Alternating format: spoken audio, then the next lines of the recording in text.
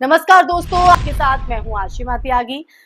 दोस्तों, दीपावली आई, दीपावली गई, पर दिल्ली की हवा अब भी चल रही है।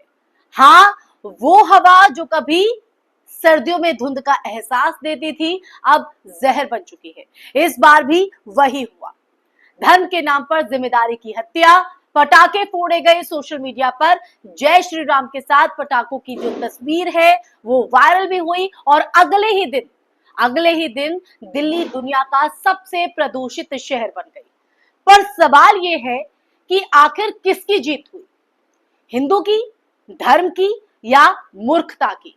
क्योंकि हवा में जहर फैलाकर कोई धर्म महान नहीं बनता, इंसान छोटा हो जाता है। तो दोस्तों, दिल्ली की आबो हवा इन दिनों में आकर हमेशा हर साल जो है वो इसी तरह से जहरीली हो जाती है।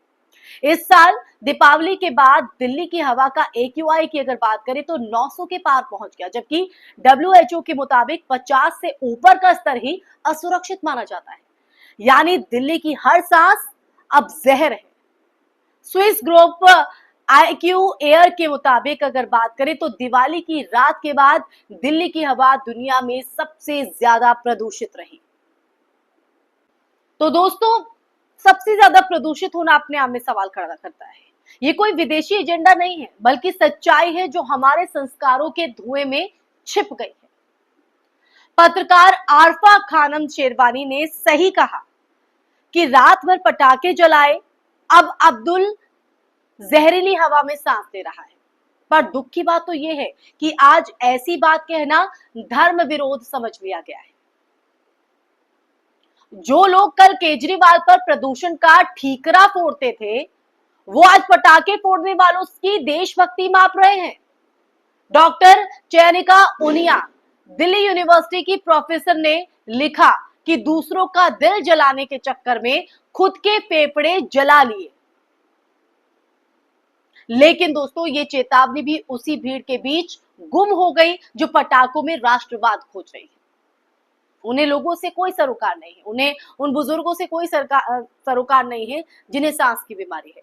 मध्य प्रदेश के भोपाल की बात करें तो मध्य प्रदेश के भोपाल में कार्बाइड गन और बमों के इस्तेमाल से 125 से ज्यादा लोगों की आंखें खराब हुई। पत्रकार रवीश कुमार ने कहा कि पटाखे की जिद बेलगाम हो गई है और ये जिद केवल प्रदूषण नहीं फैला रही है, बल्कि विवेक का दम घोट रही है। पूर्व IAS सूर्य प्रताप सिंह का बयान शायद इसी पूरी स्थिति का सबसे सटीक विश्लेषण है। क्यों? हिंदू दिखने की होड़ में दिल्ली का ये हाल कर डाला। ना धर्म बचा, ना फेफड़े। और सच यही है, धर्म कभी प्राकृतिक विरोधी नहीं हो रहा, लेकिन आज के सिनेरियो में देखें तो राष्ट्रवादी हिंदू ने धर्म को पर्यावरण विरोधी प्रदर्शन बना दिया है। क्या गलत कह रही हो दोस्तों? धार्मिक ग्रंथों में कहीं नहीं लिखा कि दिवाली पर पटाखे फोड़ो। राम जब अयोध्या लौटे थे तो लोगों ने तेल के दीपक जलाए थे, घी के दीपक जलाए थे, शांति, प्रकाश और खुशी के प्रतीक के तौर पर अपने भाव को प्रकट किया। उस समय किसी ने धमाका नहीं किया था। पर आज का समाज मानो ये साबित करना चाहता है कि आस्था अब शोर से बड़ी है। और दूसरी तरफ दिल्ली में सत्ता में बैठी बीजेपी कह रही है कि प्रदूषण कम हुआ है, लेकिन न्यूज़ 18 की रिपोर्ट कुछ और ही कहती है। दिवाली के दिन दिल्ली की हवा में जहरीले कणों की मात्रा आप सरकार के दौर से ज्यादा पाई गई है। मतलब सरकार के जो दावे हैं वो धरातल की सच्चाई में वही पुराना फासला जो राजनीति और पर्यावरण के बीच हमेशा से रहा है दोस्तों। लेकिन खुद अब सरकार में है तो तारीफ तो करनी बनती है ना। आप नेता सौरभ भारद्वाज ने कहा कि PM ने अपने लिए एयर प्यूरिफायर लगा रखा है। CM बता रही हैं कि प्रदूषण कम कर दिया गया। कांग्रेस प्रवक्ता पवन खेड़ा की अगर बात करें तो उन्होंने भी तंज कसा। मोदी जी 14,000 के एयर प्यूरिफायर के सहारे बैठे हैं, पर जिनके पास साफ हवा खरीदने के पैसे नहीं है वो कैसे जिए, वो कैसे सांस ले? सबसे बड़ा व्यंग्य तो यही है दोस्तों। स्वदेशी के पुजारी प्रधानमंत्री विदेशी एयर प्यूरिफायर इस्तेमाल कर रहे हैं। ये वही सरकार है जो वोकल फॉर लोकल का नारा देती है, पर जब बात अपनी सांसों की आती है तो मेड इन इंडिया को किनारे रख दिया जाता है, एकदम किनारे कर देती है। दोस्तों, ये तस्वीर सिर्फ दिल्ली की नहीं है, बल्कि हमारे सामाजिक पाखंड की है। हम धार्मिक दिखने की होड़ में प्रकृति और भविष्य दोनों के साथ विश्वासघात कर रहे हैं, दोनों के साथ खिलवाड़ कर रहे हैं। बच्चे अस्थमा से जूझ रहे हैं, बुजुर्ग अस्पतालों में ऑक्सीजन ढूंढ रहे हैं, पर सोशल मीडिया पर दीपावली की झिलमिल तस्वीरें डालने में कोई कमी नहीं। और यही विडंबना है दोस्तों।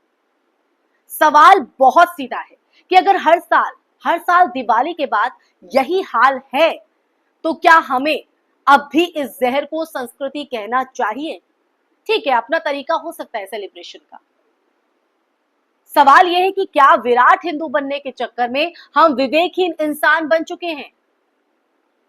दीपावली का अर्थ है अंधकार से प्रकाश की ओर यात्रा, लेकिन हमने उसे उल्टा कर दिया है, प्रकाश से धुएं की ओर यात्रा। तो दोस्तों, आज की स्थिति में जरूरत है इस बात की कि धर्म और दिखावे के बीच फर्क किया जाए।